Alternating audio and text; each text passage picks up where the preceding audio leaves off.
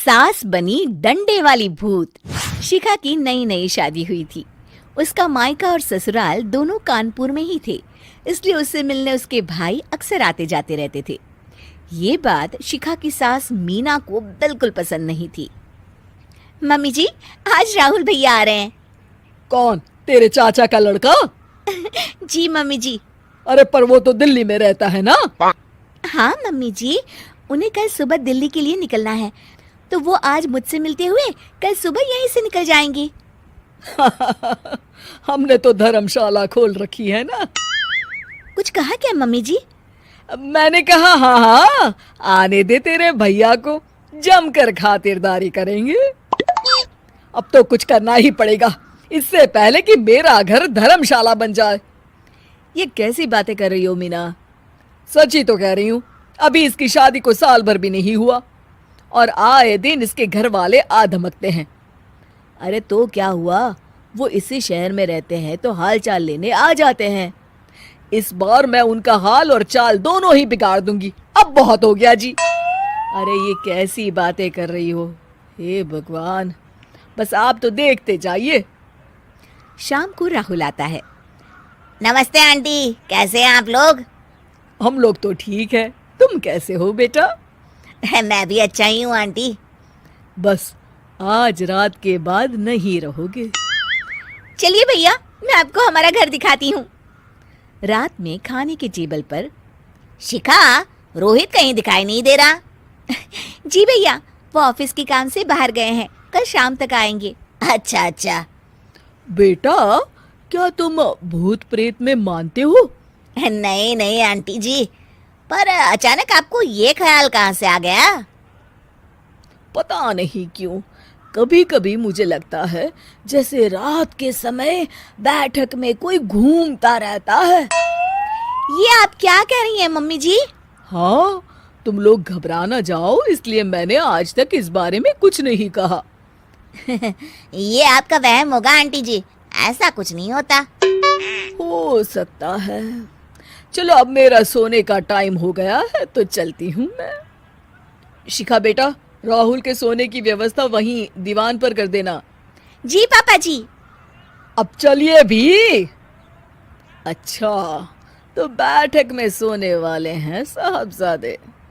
क्या बड़बड़ा रही हो? कुछ नहीं, आप सो जाइए।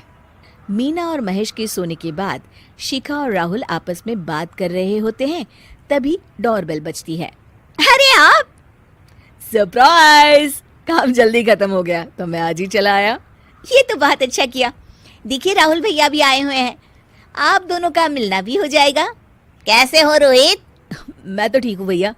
शिखा, मैं भी आज यहीं सो जाता हूँ, राहुल भैया से बातचीत भी हो जाएगी। अच्छा अच्छा ठीक है। मीना आधी रात को उठती है, कंबल मुंह से पैर तक ओढ़ के डंडा लेके बैठक में आती है और देखती है दीवान पर चादर ओढ़े कोई लेटा हुआ है। देखो तो कैसे मजे से सो रहा है बहन के ससुराल में। मीना ताबड़तोड़ 4-5 डंडे मार देती है। अरे मर गया, अरे बचाओ बचाओ, कौन है? मीना जल्दी से अपने कमरे में भाग जाती है। हे भगवान, ये मैंने क्या किया? ये रोहित कहाँ से आ गया? लगता है ये नालायक राहुल मेहमानों वाले कमरे में सो गया होगा। आज तो इसकी खैर नहीं। उधर बैठक में, अरे क्या हुआ रोहित? मैं बाथरूम में था, तुम्हारे चिल्लाने की आवाज सुनी। पता है भैया, मैं सो रहा था, अचानक से कोई आकर मुझे डंडे मारने लगा। ये क्या कह रहे हो? लगता है तुम भी आंटी की तरह भूत प्रेत में मानते हो। नहीं नहीं भैया, सच में कोई आया था। मैं तो जा रहा हूँ मेहमानों वाले कमरे में सोने के लिए। इस समय अपने रूम में जाऊंगा तो शिखा की नींद खराब हो जाएगी। ठीक है भाई, जाओ तुम, जहाँ तुम्हारा भूत डंडा लेके ना आ सके। थोड़ी देर बाद मीना कंबल ओढ़ के डंडा लेकर मेहमानों वाले कमरे में पहुंच जाती है। वो बिस्तर पर सोए रोहित को फिर डंडों से मारने लगती है। अरे मर गया, अरे मर गया। तू भूत प्रेत में नहीं मानता ना? ये ले, अब डंडे खा। हैं? ये तो माँ की आवाज है। रोहित कंबल खींच देता है। बेटा तू, अरे ये क्या कर रही हो माँ? मार मार के मेरा भरता बना दिया आपने।